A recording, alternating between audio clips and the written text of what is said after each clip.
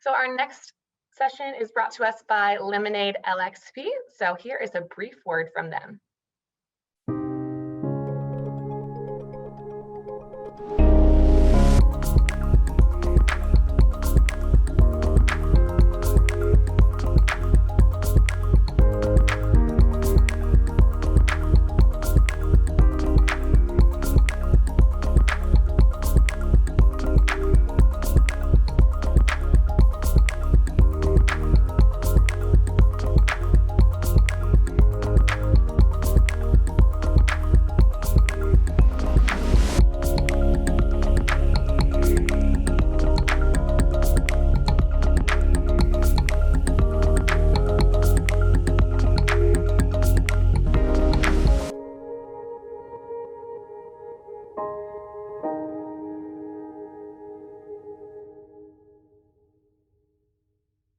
All right, and now without any further ado, it's my pleasure to introduce you to our next speaker, John Findlay. John is the CEO and founding partner of LemonadeLXP, an all-in-one learning experience platform that helps organizations transform employees and customers into digital experts. He oversees corporate strategy and execution and plays an active role in marketing, sales, and product development. John and his co-founder, AJ Pratt, launched LemonadeLXP in 2018. Under his leadership, LemonadeLXP continues to help organizations drive digital adoption in an efficient and fun manner. John has over 20 years of experience in game-based digital technology. And in 1999, John co-founded Launchfire Interactive, a privately held game-based digital promotions company.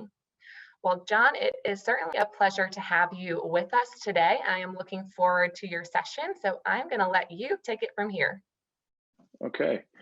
Well, thanks very much, folks. As you mentioned, my name's John Findlay. I am the CEO of LemonadeLXP. And to give you a little bit of background, as my bio mentioned, we started a company back in 1999 called Launchfire. Prior to that, I was a corporate trainer. I left the corporate training job to start Launchfire, which is a game-based digital promotions company. So basically we build microsites and games to help large packaged goods companies, restaurants, and retailers promote their stuff, educate consumers on their stuff so that people buy more stuff. And it was the educate piece that kind of got us into training. In 2005, we were running a program for the Tylenol brand to promote their new rapid release pill. And the sales manager played the game and said, this is an amazing learning application. Could we use it to train our sales staff to promote and sell the pill in the market? So we said, sure. So we built it, we customized it for that. And it turned out to be the most successful training program they'd ever run. After that, we kind of did our best to ignore the business. But despite our utter neglect and our worst marketing efforts, we kept getting a trickle of clients. We got written up in a couple of magazines because I think it was one of the first game-based e-learning programs. So fast forward to about 5 years ago, and the trickle had become a bit more of a drip. And so we decided we were building these sort of e-learning programs from the ground up, and it was onerous and it made it hard to scale. So we decided to staff up and build a learning experience platform so that we didn't have to reinvent this every time. And that's sort of what the genesis for Lemonade was. So we kind of bring 21 years of game-based digital engagement to the Lemonade design and sort of incorporate a lot of the best practices and deep knowledge set that we've built over all those years. So that's kind of where we come from. So today we're going to talk about what we think are the 9 crucial elements of a modern effective learning experience. But I wanted to start by digging into some of the workforce training challenges that we see, that we hear from our customers. So the first one is that workforces are increasingly distributed. So pre-pandemic, you had about 8 million people working remotely. So that was about 4.9% of the workforce. And during the pandemic, that swelled to about 109 million people working remotely, which is about a 13x increase. And as we emerge from the pandemic, about 60% of those folks want to continue working from home, and 35% say they'll change jobs or they'll take a pay cut. About 30% say they'll take a pay cut in order to stay remote. So remote workforces and increasingly distributed workforces are are going to be a thing of to continue in the future. Sorry, I forgot to turn my camera on. I apologize. So that's a big challenge because it changes the training dynamic. And the next one is that workflows are increasingly tech-based, and that's not just how we do our internal work, but also how we service customers. So through the pandemic, 47% of CIOs say the pandemic has permanently changed or accelerated digital transformation and driven adoption of new technology. And I think that's only going to continue. New technology is here to stay. And so workflows being tech-based demands a new learner experience. And I think compounding that is that traditional learning management systems really don't have necessarily the modern tools for that tech workflow, and also for a modern learning experience. So those are sort of the first set of challenges that we see. The next one is sort of the pressures coming down on training organizations. So the first one is, you've got a constant push for better time efficiency. What we're hearing is that the executive branch doesn't want to see employees getting pulled away from their everyday job for too long to take training. Yet still, they want to see those folks being upskilled. So it creates a little bit of a challenge. We also see from a lot of clients that we come into, what they're suffering from is low learner engagement. And I think that speaks to learning experiences that sometimes haven't kept up with the changing demands of the workforce and changing technology. So I think low learner engagement is sort of systemic of just not really keeping pace. And then the distributed workforce are also facing unprecedented distractions. You figure you're working at home, you've got kids, you've got pets, you got Netflix, the fridge, you name it. There's all sorts of distractions tugging at your sleeves. So we have to, at the same time that we have low learner engagement, these learners are actually being distracted more. So the challenge is even greater. And then the last piece is every successive generation, and I think it really started to accelerate with millennials, has a higher expectation of the quality of the experience that they expect from a learning experience and from anything, because you're competing against all sorts of other technologies that are pervasive in their lives. So I think these problems are being compounded as each new generation comes into the workforce. So that's kind of where we came at the learning experience platform from, was understanding those challenges that we were hearing from all the sort of one-off training jobs that we were doing. So since then, we've kind of developed what we think are 9 elements that we really think you need to have to overcome some of those challenges. So we'll dig into those now. And so the first one for us that we see is game-based learning. And you'll notice I said game-based learning, and I've got a strike through on gamification, and there's a reason. I think there's an important distinction. So gamification is where you would take your existing contents, it'd be the PDFs, slideshows, videos, and so forth, and you would reward learners for each one that they engage with a points or a badge or something. And that will have a short-term lift on results, but learners they're not naive, and they know they're kind of being manipulated by a reward that has no context or no meaning. And the problem is that with a gamified platform, the learner experience doesn't really change. It's still the same old learning content. You've just tacked game elements onto it to try to drive engagement. And I think the difference with game-based learning is that you take the content and morph it into a game so that people learn through play. And we're seeing really strong results with that tactic. We've seen it over the years, and you'd see lots of voluntary participation, lots of repeat play, lots of people coming back to take training that drives distributed practice. So I think game-based learning can be very effective. And I think for us, it's been a real staple. So some of the problems that it solves, I mean, it's an interactive learning experience, so it's really lean forward. And I think that's what today's learners are expecting and the type of experience they want. But I also think it's inherently bite-sized. Most of the games that you would use are sort of short, serious games that might be, 2 minutes in length maximum. And they feature lots of interaction. but the experience is short enough that people don't feel like, I don't have time for training right now. I don't have half an hour in my day. People always have a couple of minutes so they can do this stuff in between other tasks and kind of within the flow of work. I think the other advantage of game-based learning is that it provides immediate feedback. And I think that type of interactivity creates a much better learning experience. And I think it's kind of expected in today's world where people are looking at their phones and looking for the next thing to pop up and the next little number to appear on the icons and so forth. People are looking for feedback and they want it fast. And so I think game-based learning really ticks that box. The next one is driving repetition. A good game-based learning module will tap into people's competitive instincts. And when they don't get as good a score as they'd hoped, they'll repeat that and play a few times. And it's through that repetition that we start to drive learning outcomes and drive the repetition that people need to actually master content. And the last piece is embracing mistakes. And this is a big one. We are taught through all of our lives and in every piece of education that mistakes are bad.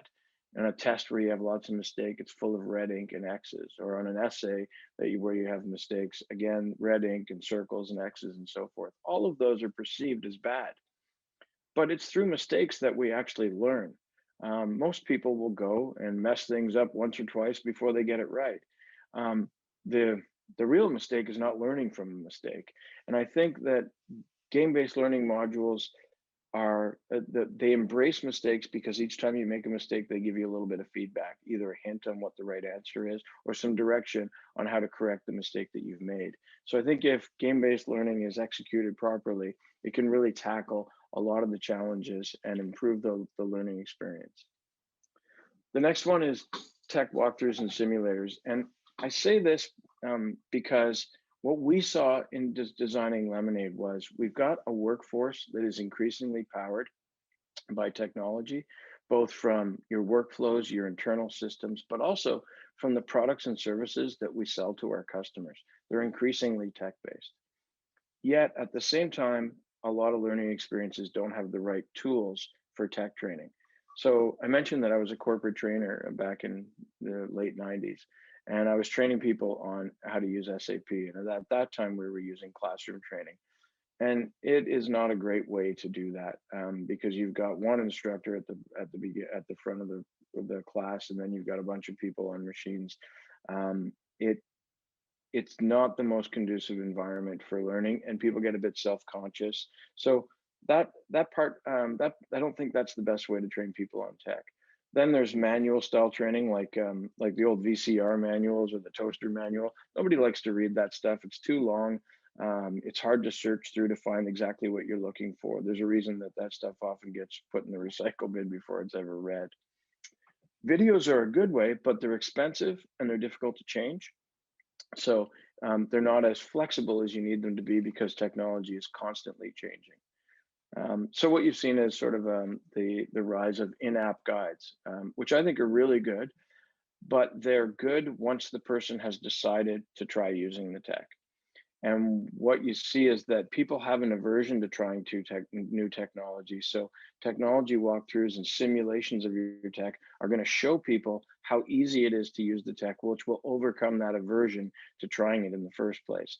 And then they also serve as a referenceable tool for employees when they get stuck in a certain part of a transaction or a workflow. They can go and pull up the walkthrough or simulator and get help through it. So I think those can be really effective tools. And I think the last part in a lot of learning experiences or learning technology now, the authoring tools aren't built for walkthroughs and simulators. So it's difficult to create them using like Captivate or Articulate or any of those types of tools. So I think that's crucial as our workday more and more digitizes and the things we do for customers digitize, we need the training tools. So I think tech walkthroughs and simulators are crucial for that. And I think it's compounded by the fact that we're a distributed workforce. So you don't have that kind of shoulder to shoulder tech support that you used to enjoy at the office. You don't know how to do something, elbow someone and ask them to help you. That part's kind of gone. You can do it through Slack, but it's not as instantaneous. So to me, that's why I put them number two. The sort of problems that they address, as I mentioned, new tech is intimidating for people. People are kind of afraid of making mistakes. So the tech walkthrough and simulator provides a risk-free environment where mistakes don't really matter, and I can mess it up and just try again. And as I mentioned, they can also be great job aids within the flow of work.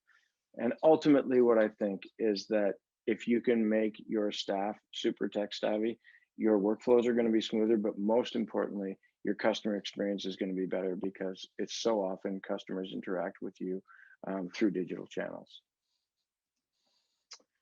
So another one for me is I think role play scenarios are crucial. And the reason I say that is I think that soft skills are increasingly driving a lot of what goes on in a workforce today.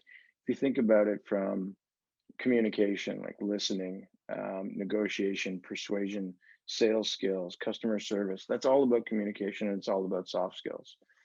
Also, in terms of critical thinking, like problem solving, adaptability, creativity, and flexibility, these are things that people develop through interaction with other people. Also, for leadership, things like conflict management, deal making, delegation, difficult conversations, we need a means to practice those that are sort of not high stakes environments. And then lastly, of course, diversity, equity, and inclusion is increasingly an important thing in the workforce. And so I think role play scenarios can be really helpful in letting people practice those types of skills. And what we hear from customers is that employees feel that live role play can feel kind of hokey because the other person's acting, and so it creates a bit of an uncomfortable and an unreal situation. Also, the next gen folks, millennials and younger, they really prefer to interact with tech and learn through tech. And I think that's because there's no risk of embarrassment. And as I mentioned, mistakes are cheap, they don't matter. In fact, they're learning opportunities. But I think ultimately, role play scenarios and having that teach customers those soft skills can have a significant impact on both your internal culture and again, your customer experience. So I think they're a crucial part of a modern learning experience. Next one for me is coaching and mentoring. And the reason I say this is, the first baby boomers hit retirement age in 2008, and the last of them will retire in 2031. So as those people leave, you've got a lot of intellectual capital leaving your organization. And that's to say nothing of star employees, the overachievers. Those are the people that are most likely to get recruited. They're also the people who are most likely to leave because they're climbers and they're looking to improve in their career. So when your senior most people and your superstars are at risk of leaving, and in the case of senior most, they are leaving, there is a substantial risk of intellectual capital drain that you need to find a way to mitigate. And so to me, coaching and mentoring is a absolutely crucial part of the modern learning experience, but it's harder in a post-COVID world. People used to learn on the fly, just sitting at your desk and hearing a great salesperson make a call, or hearing a manager help an employee through a situation, or hearing a leader and how they address the team. Those things used to be taught almost by osmosis, but now that people are more distributed, it's harder and harder to pick up those skills on the fly. So I think coaching and mentoring is a crucial part of the learning experience. And so how does that fit within like an e-learning space? Well, I think your modern learning experience and e-learning platform needs to have a system that prompts coaching and mentoring. So encourages your senior people and your superstars to actually become mentors and help other younger folks at the organization learn some of the skills that they're so good at. And that system should ensure those mentoring sessions take place. It should track them, and then it should measure the impact on the mentee's skills to make sure that you're actually seeing knowledge and skill transfer. And I think if that can be managed by some type of technology, it allows the organization to see that it's taking place and to see the impact that it has on the mentee employee who's gotten the knowledge transfer.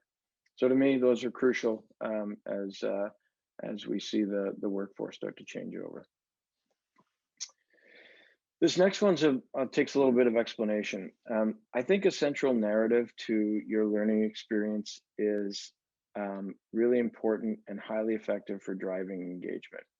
And what I mean by that is something that ties the entire, all the training modules together.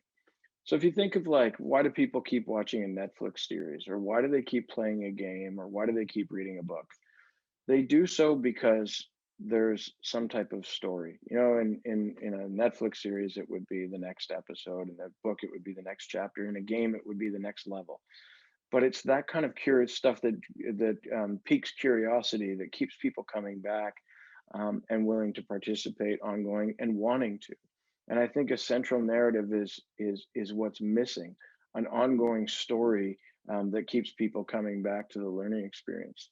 So, you know, most learning management systems are kind of a repository of content, but there's nothing that connects it all together. And so I don't think there's a super compelling reason to come back. And I think that's where a narrative can really help. So what it can do for you, it provides kind of an intrinsic reward, gives people sort of something to come back and be curious about, but also it addresses specific training challenges that you have. So driving awareness, if your training program is packaged within a larger story, it's easier to sort of promote and sell to your learners. It's also easier to drive participation because they're curious about it. And then to drive daily microlearning and distributed practice, keep people coming back because there's an ongoing story. And lastly, because of that and keeping people coming back more regularly, you're going to make training stick. So in Lemonade's case, we built a central narrative that's a game that's built in the image of today's most addictive mobile and social games. But it doesn't have to be that complex. It could be as simple as a story of a person building skills. And so as you see your skills improve, something happens in the learning experience where you see progress. It could be just in the form of a story, but something that creates that curiosity and creates that unknown that will drive people to come back. And I think that can be really effective at not just participation and engagement, but actually driving results through constant practice. The next one for me is a tie to real world impact. So as organizations ask their training departments to do more with less and to justify their spend, I think a modern learning experience need to find ways to tie to real world impact. And I'll explain what I mean. So, you know, this is kind of the Kirkpatrick model where you've got, you know, objectives set in level 1, and then you run your training, and then in level 2, you kind of measure reaction through surveys and so forth. And then you analyze the learning to see how did it impact people's skills and their knowledge. And most learning systems provide that information for you. And most companies are tracking stuff in number 5, so KPIs, whether they're sales metrics or net promoter scores or whatever. There's a system that's tracking the KPI that your training is supposed to affect. Where I think a lot of platforms fall short is in bridging that gap between learning and results, which is really behavior. So what we need is the ability to track, did people who took a specific training actually implement the knowledge that they have, and did it have an effect on the KPIs that the company set forth? And so what I think you need for that is a platform that has a fairly flexible API that can take in or pull in the information from the company systems to know how did it impact. So the example would be the KPI is, let's say we want to book more discovery calls and drive more sales. So you roll out your learning, you measure how much people enjoyed it and measure how much their skills improved. But then from your CRM, you actually track, did more discovery calls get booked, and did those lead opportunities and did those opportunities close? And then you can compare that against, did people who took the right training have a higher rate of booking discoveries and closing deals. And then you're starting to measure real world impact, which is, I think, what training organizations are going to be sort of compelled to do as organizations continue to look for efficiencies and look for justification of their spend. So the next one for us, we baked in a digital adoption platform, and I think it's crucial, again, going back to how digital our work life is now. And the digital adoption platform is basically just the same technology walkthroughs and simulators that you would create, or videos, or any sort of help guides for your tech, um, that you put within a learning platform should also be in an on-demand platform that you can easily search to find very quickly, and it shouldn't just be internal facing. So ideally, customers should be able to use it, so that if any of the technology that you're using to interact with customers, they can self-help without having to contact your call centers or struggle through transactions. And I think the big thing is, if it's a central repository that can be accessed by employees to help customers or to get through tasks that they're trying to do in their everyday life, but also to support staff who are being asked to support customers who are using your tech. And then, of course, you can link to that off your website as well, so the customers can self-help, so they're not constantly contacting you to figure out how to use your tech. And you can use that to reduce customer support requests, but ultimately, where it all ties back to the customer experience, which I think is crucial. So to me, supporting your learners with on-demand technology aids, and also supporting your customers with that, is crucial for a modern learning experience, as so much of the stuff we do is digital. Next one for me is social. And whenever we talk about social with customers, they say, well, what is social learning and why does it matter? And it's just fair questions.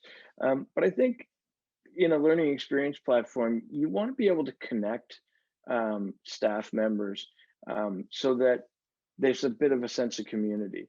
And connection can be anything from the ability to follow or connect with colleagues, to comments and forums where you can share information, ratings of your courses. All these kinds of things make your platform inherently social. And I think they do a few things. They connect people, particularly as we have more distributed workforce. It connects your staff. It also drives collaboration. You know, we see in the platform, people will make comments and rate courses and stuff, and it fosters a little bit of conversation. And some people might share wisdom they have about specific training courses and stuff they learned and how they learned it and so forth. But I think another crucial element is that social features, especially things that allow your employees to have a voice, allow you to listen. And that to me is crucial. So often organizations roll out training programs, communication programs, and so forth, without really getting input from their staff, and then without the ability to listen to how they react. And I think the ability to listen gives you the ability to constantly improve your learning experience and the training that you roll out for folks. So to me, that's huge. And then the outcropping of listening is building a stronger culture, one in which everybody feels like they have a voice, and one in which everybody feels like they're being listened to. And then the last piece is, I think it just makes it more fun. And anytime we can make training more fun, I think we're winning. So the last one for me is rapid authoring tools. And the reason that I say that is the workforce is changing very quickly. And I think that the environment that we're working in is changing so fast, not just because of technology, but if you think of the pandemic and how many new policies and procedures and regulations and workplace policies that it's imposed, those things need to be communicated quickly. People need to understand them quickly. And if you're bogged down with the inability to author things, or authoring is taking too long, then you're not going to be able to react as quickly. And there's also a high cost to that. you know, producing training content is expensive in a time when companies are looking for efficiencies. Having stuff that takes too long to create and then too long to update, I think is not going to reflect well on your learning experience, because ultimately the learners want the most constant, the most up-to-date content possible. And so if it's taking you a long time to roll stuff out, then I think that learning experience suffers significantly. So for me, those are the 9 crucial elements of a modern learning experience, and I'll open it up for questions now. Wonderful. Thanks so much, John, for that presentation. Everybody, if you have questions for John, now is your opportunity to ask them. So pop open your Q&A window and start typing those in now, and we'll get to as many of them as we can. Your first question I see here is from Bruce, who is curious to know what your thoughts are on self-curated content. So it's a great question. And yeah, I think curated content is, first of all, there's a few huge advantages. One, you're leveraging, you can leverage the internet, you can leverage YouTube, you can leverage all sorts of content out there that's already been created. So you get a bunch of stuff for free. And I think also it speeds up the rate at which you can produce courseware. So, if you're like in Lemonade has a content curation piece where you can link out, or you can pull YouTube videos right into the environment, or you can upload videos. And the nice thing is, if you're creating a learning path that's got 7 steps, if curated content is 2 or 3 of them, that really sped up your authoring time and your time to get that course out there. And it also allows you to leverage the vast repository of knowledge that's at your fingertips. So yeah, I'm a big fan of curated content. The one downside of it is, from a maintenance standpoint, it can be a little bit tricky because, if links change, videos change, and so on and so forth, it's hard to be aware of that when you're curating. So that's the one limitation. But I think in a world where increasingly everybody looks to the internet for knowledge and information, it makes sense to leverage that. Awesome. All right, thanks, John. We did have a request from JB. Would you mind just flipping back one slide? I think he wanted to take another look at it. Awesome.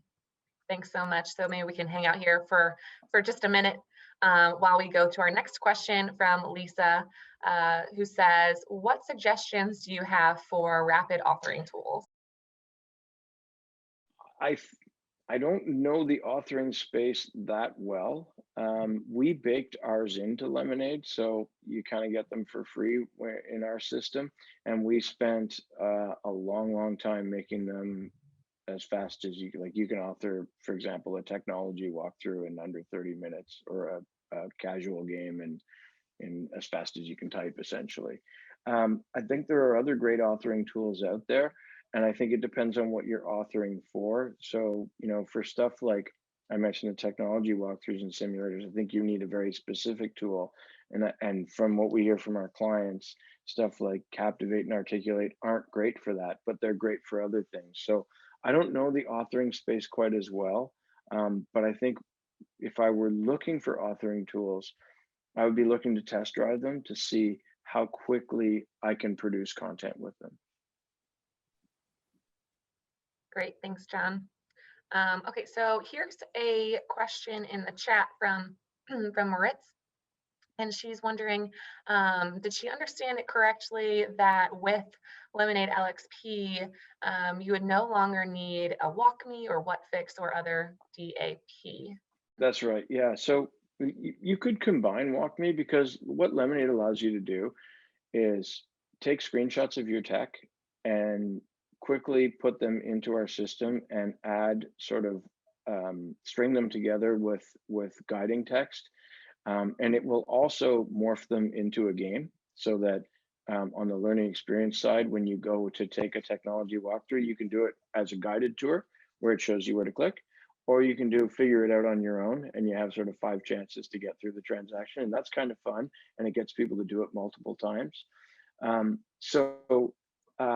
You get that baked in, but WalkMe is different, where it provides in-app guides and live in the software. So let's say I was using Salesforce, it'll, they can layer that in right into the live environment. And I think there's a place for that. I just think it's a different place from technology walkthroughs that allow you to go through in an environment that has zero risk, and make as many mistakes as you want, and learn the system and see how easy it is to use.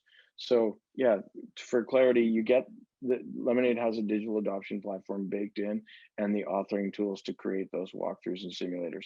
But if you wanted in-app guidance in the live software, then you would still need a WalkMe or something like that. Great. All right, thanks, John. Here's a question from Jamie, who says, you mentioned game-based learning as an important element of a modern learning experience. Do you think game-based learning is effective for employees of all ages, or is it just more so for younger teams? Yeah, it's a great question. The most active gamer is a middle-aged woman. Um, games are not exclusive to kids. The perception that gamers are teenagers in their parents' basements is not accurate. Casual gamers are skew, as I mentioned, female and sort of 35 to 50. And what we see is that game-based learning is effective across a very broad spectrum of demographics at our client organizations.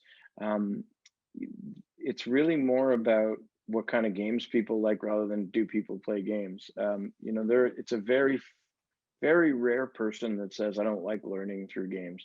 For example, when we do follow-up surveys, over 90% of respondents typically will say they prefer training in a game-based learning environment. So they say that they would like to see more training um, delivered in that format. Great. All right, there is a question here from Nicole, who is wondering, how does the application support long-term lift? So long-term lift, I presumably what Nicole means is how does it drive retention and ensure that knowledge stays with people? That's what I assume the question is. Um, and I think so Lemonade has some features baked in that encourage people to take training multiple times. They're delivered in sort of short micro-learning bursts, but it drives you to play multiple times. And it's through that repetition that we see an uptick in skills and knowledge. And it also, what it does is it tracks when people come and participate for the first time. It'll track their initial performance in each module. And then as they play multiple times, or it's not all game based, but as they interact multiple times with whatever piece of content, it then takes their average performance. So we can pit their average against their baseline to measure lift. And so you can actually see learning happening, and you can track the trends using the tracking suite. Perfect. All right, thanks so much, John. Let's see, one more question here. This one comes from Philip. Do you think that the learning experience should be different for frontline staff as opposed to back office? Great question. So yes, I think depends. So frontline staff, I think, need a different set of skills and a different set of tools. I think there's some training that has to be constant across everybody. So, diversity and inclusion, in company policies, that kind of stuff. I mean, the learning experience should probably be pretty consistent across both back office and front. But frontline staff have a different set of responsibilities. They're interacting with customers. They need to be able to provide information and help very quickly. So I think their learning experience has to be on demand. It needs to be short, and it needs to be constantly reinforced. And the skills that they need are a little bit different than back office. But back office still needs support in a lot of different ways. If you think of like onboarding a new back office person, there's a lot of systems they got to learn. And there's a lot of policy and a lot of ways that you do things internally that have to be taught. And so I think a lot of the tools are the same, but the experience that you create with those tools is probably a little bit different. Absolutely.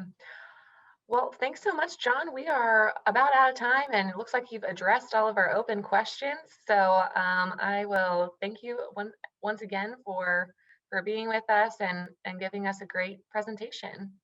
Okay, thank you very much.